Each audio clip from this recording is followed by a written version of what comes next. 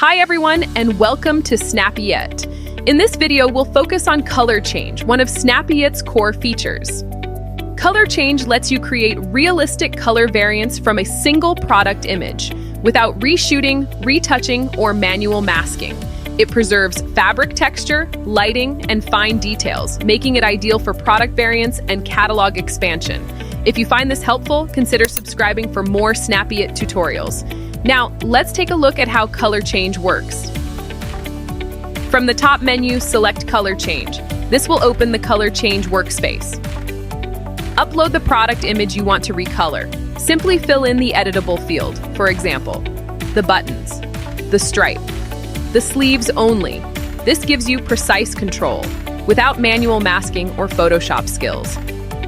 Now choose the color you want to apply. Select from preset swatches or enter your own brand color or hex value.